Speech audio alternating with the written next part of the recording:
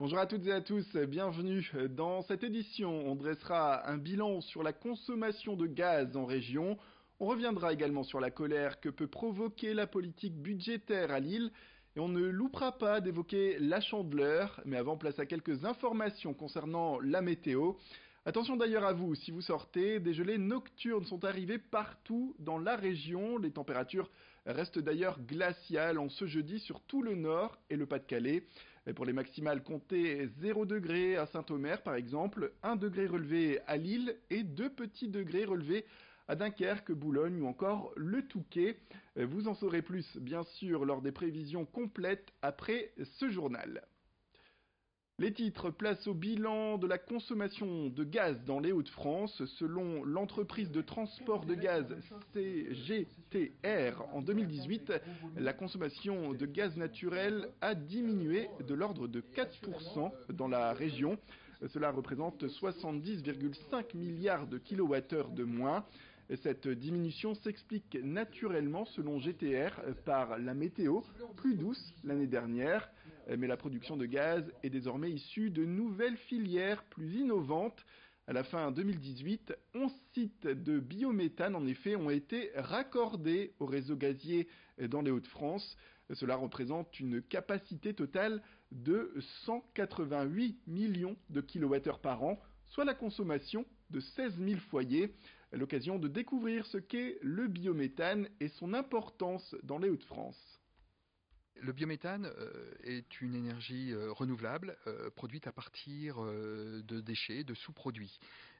Beaucoup de bénéfices se dégagent de cette énergie en termes d'économie circulaire, en termes de développement économique, en termes de complémentarité pour le monde agricole. Et tout ceci correspond à un enjeu fort de développement aujourd'hui en termes d'emploi. La région, l'ADEME des Hauts-de-France a identifié à terme la potentialité de créer 11 000 emplois pour cette nouvelle filière. Oh, c'est une cible à terme, donc vers 2030. L'association Wanker Team a offert 4 voiturettes au service des urgences pédiatriques du CHR Jeanne de Flandre à Lille. Ces 4 mini-bolides électriques visent à favoriser le déplacement des enfants malades jusqu'au bloc. Un moyen de les amuser et de les détendre avant des interventions médicales qui peuvent être éprouvantes. Nous avons pu tendre le micro ainsi à un médecin du service urgence pédiatrique du CHR de Lille. Il témoigne des bienfaits de ces engins et l'animation qu'elles procurent, ces voiturettes, dans l'établissement hospitalier. On l'écoute tout de suite. C'est vrai qu'à l'hôpital, il y a ce côté ludique qui parfois manque aux soins et qui est essentiel en pédiatrie. Et même si dans les budgets ça peut paraître un peu secondaire, du coup, sans ces associations, on ne pourrait pas prétendre à avoir ce genre de matériel. Ça va permettre de baisser la prémédication des enfants avant le bloc opératoire, voire parfois de ne pas leur en donner du tout, parce que voilà, ils auront cette facilité à se détendre justement avant le bloc opératoire. Il y aura plus ce côté anxieux, ou en tout cas beaucoup moins prononcé, le fait d'être distrait justement sur ce trajet, juste avant d'aller au bloc opératoire, et du coup de réduire justement ces prises de médicaments et du coup les effets secondaires qui peuvent aller avec.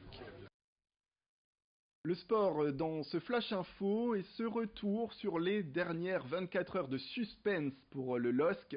Ce jeudi soir à minuit, le mercato sera terminé et Christophe Galtier saura quel est son groupe pour la fin de saison.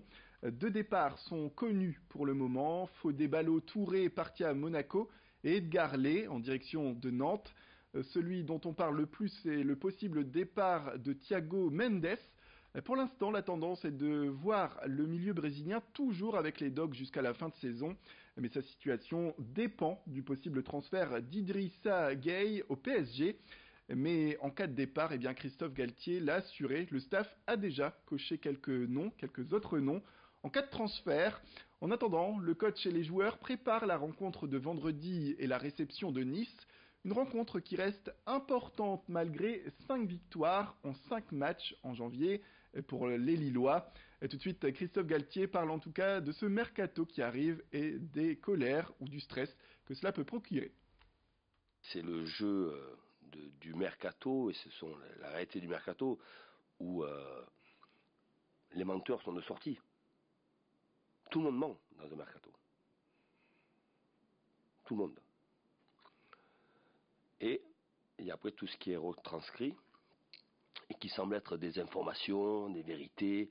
Non, il y a beaucoup de choses qui sont dites qui ne sont pas fondées, et que le joueur, pour parler précisément de Thiago, sait très bien quelle est sa situation, et il me montre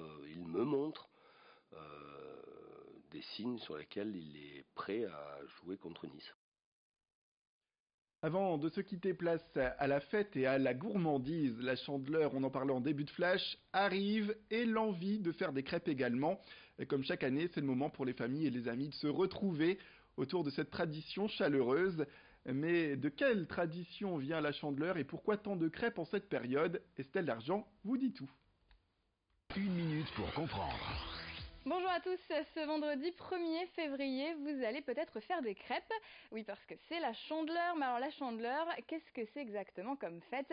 C'est une fête chrétienne. Elle est célébrée tous les ans, 40 jours après Noël, le 2 février donc. Et elle représente la présentation de Jésus au temple. Mais ça n'a pas toujours été le cas. Avant le 4e siècle après Jésus-Christ, c'était une fête païenne où on célébrait le dieu Pan, le dieu de la nature. Et les paysans célébraient cette fête au flambeau et demandaient au dieu Pan des terres fertiles pour l'année à venir. Alors pourquoi ça s'appelle la Chandeleur? Eh bien parce que la tradition des flambeaux est restée. Les chrétiens ont pris par la suite l'habitude de faire des processions à la bougie ou à la chandelle pour représenter le voyage de Joseph, Marie et leur enfant jusqu'au temple. Les chandelles ont donné donc la Chandeleur. Il reste la tradition des crêpes. On n'est pas exactement sûr de l'origine exacte de cette tradition des crêpes, mais elle correspond en tout cas à la période à laquelle les paysans commençaient à semer pour l'année à venir. Alors, avec les restes de farine de l'année précédente, ils faisaient des galettes rondes comme le soleil, des crêpes donc, pour espérer une année prospère à l'avenir. Voilà pour cette petite histoire. C'est la fin de cette édition. Merci à toutes et à tous de nous avoir suivis. Restez avec nous, l'information continue. Tout de suite, retrouvez vos prévisions météorologiques complètes. Sans oublier un prochain flash au prochain quart d'heure.